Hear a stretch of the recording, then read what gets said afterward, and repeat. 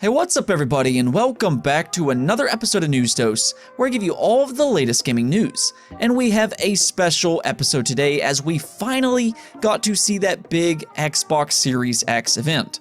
So we are going to talk about a lot of the games that were announced there today, and some of my thoughts on this event. I will say right away, I do think that this was a good, solid event, though there are some things that I did not necessarily like. One big positive with this event is that they announced a lot of really interesting games to look forward to as we got a glimpse as to what to expect from the Xbox Series X. On the other hand, I am using the word glimpse deliberately. They unfortunately did not show a lot of gameplay, and some games weren't there that I was hoping to see. The Xbox Series X is the most powerful console next generation, so I would have liked to have seen more gameplay to show that off.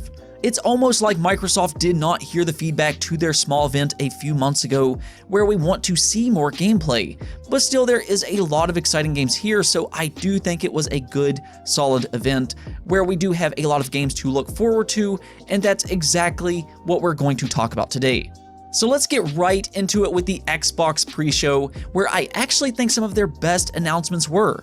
Yeah, right away they announced that Dragon Quest XI as Definitive Edition will be coming to Xbox on December 4th. And not only that, but it will be available on Xbox Game Pass. That is a huge announcement right out of the gate, and this is something Xbox fans have been wanting for a long time now. Phil Spencer has repeatedly said that they do want more Japanese games to come over to Xbox, and what better way to show that commitment than bringing one of the most popular Japanese games over to Xbox with Dragon Quest. This is a fantastic game, and the fact it's coming to Xbox Game Pass is just incredible. And actually, every game they showed during the main Xbox Game Showcase will be available on Xbox Game Pass. Once again, Xbox Game Pass is just a brilliant service. Though it is this next announcement that I'm super excited for, Balan Wonderworld. I genuinely do think that this was one of the best announcements made today, and it's being published by Square Enix, and it's actually being worked on by the original Sonic the Hedgehog creators Yuji Naka and Naoto Oshima. You can definitely tell too with its highly charming artwork and design, but this game is truly incredible. Balan Wonderworld is an action 3D platformer where you can, I guess, change your abilities by changing costumes, and this is just everything I want in a game. It has a timeless art style, it looks super fun, and just a great looking game all around. I think that this is going to be a really good game next year, and it will be available in the spring of 2021. Yeah, I know, right? I was kind of hoping it would be available this year, but this was really one of the highlights of the Xbox Game Showcase. I do think that this will be a big hit when it releases next year in 2021. Now, Hello Neighbor 2 was also announced surprisingly, and I have to admit this game looks really good. I know the first game is super popular, though I never really got into that game, but the second one looks much better than the original. They did show a pretty nice gameplay trailer here of showing all of the ways you can enter the house and use decoys to distract your neighbor as you infiltrate the house, and even the escape was pretty cool and meticulous as they even tripped the neighbor by throwing some kind of house object at his legs. So there you go. For you Hello Neighbor fans, you got a pretty good looking sequel to look forward to. Let's move on to the main showcase though, and let's specifically talk about the Xbox Game Studios games because they did have some major announcements here. First though was Halo Infinite, which opened up the event with a pretty lengthy gameplay trailer, and it looks fantastic from a gameplay standpoint. It does appear that Halo Infinite will be an open world game for the first time, and it really gives off those old school Halo vibes. It does look like the demonstration was on easy mode, which is typical during these type of events, so they can showcase all of the cool things that you can do, but it looked insanely fun as whoever was playing swapped weapons constantly and fought wave after wave of enemies. You even got a look at Master Chief's new grappling hook, where you can pull yourself to higher points, grab items in the environment, or pull yourself towards an enemy. At first, I was just kind of waiting for Master Chief to say get over here, Mortal Kombat style, but Halo is back in a big way. It looked like a lot of fun, and the end cutscene with the Banished was very hype. This is how you show off game trailers though. Excite us with these big gameplay reveals, and I'm in for that. But after the Halo Infinite reveal, we did not get much more gameplay, unfortunately. Now, they did say that Halo Infinite will be the last standalone Halo for the foreseeable future, and they intend on creating more stories under the Halo Infinite umbrella. So that is very interesting, and do expect some pretty major expansions over the years to come. It also will get a ray tracing update after launch, which will make it look even better visually. I know that's one thing that people are pointing to with Halo Infinite.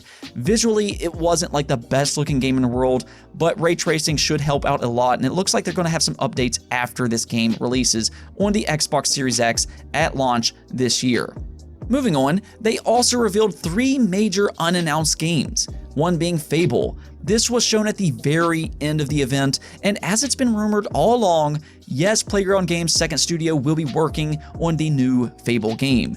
Sadly, they did not show any gameplay, but one thing that we can take away from this trailer is that they are sticking to the roots of the Fable franchise. It seems to have had that lighthearted, charming British humor that helped make this game so popular in the first place, and I think a lot of Fable fans are really going to enjoy that. I do wish we would have seen some gameplay here, but it's exciting to know that Fable has been confirmed after a long hiatus, and hopefully we get some gameplay sooner rather than later. Also, Obsidian Entertainment announced their newest game, which may be the most exciting announcement here, Avowed. Okay, so stick with me for just a moment. This trailer was not very long, and we only got a small glimpse as to what it will be, but I'm going to explain why Avowed is such a big deal. For starters, Obsidian Entertainment is one of the best RPG developers ever. They've worked on games such as Star Wars Knights of the Old Republic, Fallout New Vegas, Outer Worlds, which will be getting new DLC on September 9th, and Pillars of Eternity. Each one of these games are all-time greats when it comes to RPGs, and in fact, Avowed is set in the world of Aora, and this is something many people probably don't even realize. That is the same world as Pillars of Eternity. So in other words, Avowed is going to be a first-person Pillars of Eternity game. Basically, Skyrim meets Pillars of Eternity, which is absolutely huge. Pillars of Eternity is one of the best isometric RPGs available with a vast and rich world, and now we are seeing Obsidian step their game up and truly make this a AAA franchise with Avowed. And even though we only got that small glimpse right at the end that reveals it's set in a first-person view, this is the game to watch out for. This very well could be a system seller for Xbox when it releases, whether people buy the Xbox Series X or Xbox Game Pass. This right here is a game that's going to move units. This is a very big deal. Now, they also had a big surprise with State of Decay 3. I was not expecting Undead Labs to already be working on a new State of Decay, especially considering they still release big content updates on State of Decay 2. But there it was, State of Decay 3, and it appears they're shooting for a much more AAA-esque game. The cinematic they showed here was very realistic, and I think this may be a sign that they're ready to take that next step with the Microsoft budget and truly deliver a AAA experience. The thing about State of Decay in the past is they're actually really fun games. The problem for them, though, has always been they're kind of unpolished to say the very least. Here, though, it does seem like they're going to try to improve that and take State of Decay 3 to the next level. With them already showing State of Decay 3, though, it has me very curious if we will be seeing some other surprise games this year, because something that Matt Booty said right at the end of the event is that we will be seeing more games from the other Xbox studios later in the year. So maybe Compulsion Games, Double Fine, and inXile will show what they're working on as well. It does seem like Xbox is not afraid of showing games that are a few years out now, and we do know that both Double Fine and inXile is working on AAA games, so they could reveal their games later in the year, possibly in August during their next event. And really, we have not heard much about Compulsion Games since We Happy Few, so I wouldn't be shocked to see their game as well. I am pretty sure we will see the Initiative's next game during the August event. I was really hoping they would end the event with the Initiative's teaser here, and wouldn't that be cool to get a Perfect Dark logo? But I think we're going to see some other Xbox Game Studios games announced next month based off of Matt Booty's comments at the end. They did, however, show off 2 more games from their own studios, Forza Motorsports and Everwild. Forza looks like Well, Forza, though it did not have a number behind it, so I'm thinking this will be kind of like Halo Infinite, where they're just going to make the one game on the Xbox Series X and then just focus on big expansions after it releases. They did say that it was in early development, which kind of surprised me, so I'm thinking that this game may be a ways off before we get our hands on it. As for Everwild though, that game truly does look stunning from a visual perspective. I still have no idea what this game is, but visually it's beautiful. They showed a lot of creatures and landscapes with Everwild, and you can really see Rare's creativity just bursting out of this game. I mean, it looks very creative, though I just want to see gameplay of this one. I still don't know exactly what it is I'm looking at. They say it has godlike elements in it, but from all of the trailers they've shown, it appears it will be set up in a third-person view. I want to see that though, and what it's actually like. And that is something that they showed at the end of this video, and in fact, several of these trailers, it will be an Xbox Series X exclusive. It did not have the Xbox One logo at the end of the trailer, and neither did State of Decay, Fable, or Avowed. These do appear to be Xbox Series X exclusives, and this is something we talked about last week. Developers do have freedom on whether or not they want to support the Xbox One, and in these cases, it does appear these will be Xbox Series X exclusives. Moving on, let's talk about some of the most exciting third-party games announced, which were all launch console exclusives, which I greatly appreciate them announcing. This conference was not misleading, thankfully, but Bloober Team once again showed off the Medium, and I was surprised by how good this game actually looks. I know people are saying this game has a Silent Hills vibe to it, which I can definitely see, but it reminds me of old-school Resident Evil games myself from the gameplay side of things. Just the way the camera is really set up, but the two separate dimensions that they're showing off in this game just looks wow. I was not expecting to buy this game originally, but they really did sell it to me here because the gameplay, I mean, this game just looks very creative and it looks like a lot of fun. I really do think that the Medium has a lot of potential to be a surprise hit when it does release. They also announced Stalker 2 as a launch console exclusive, which that alone could sell some consoles early in the generation. Stalker is a very beloved franchise, and to see it come to Xbox exclusively for the Series X at launch could bring in some new players.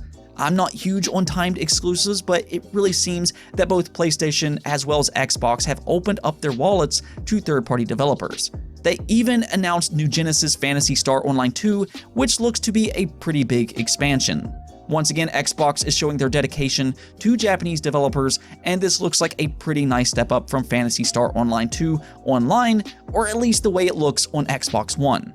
So I do think that those were the three third-party games that really stood out to me, as well as Crossfire X, which we already knew about, but it is developed by Remedy Entertainment. But again, I think this was a good, solid event.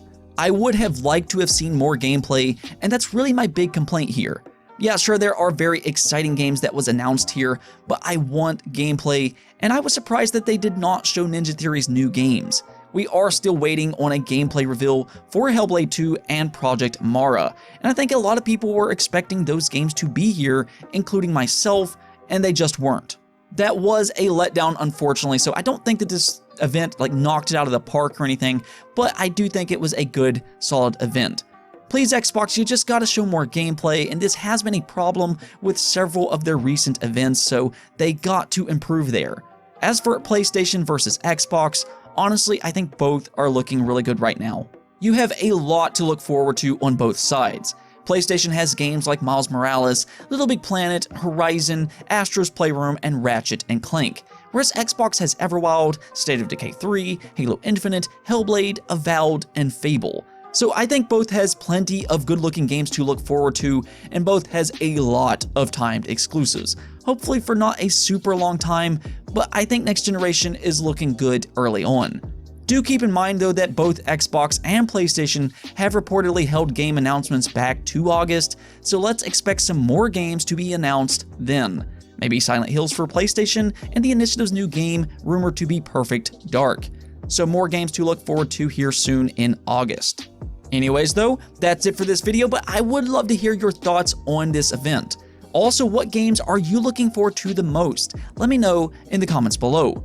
As usual though, if you liked the video, don't forget to hit the bell notification and subscribe button for more content just like this. Also, if you want to support the channel on Patreon, that would be greatly appreciated. Peace out.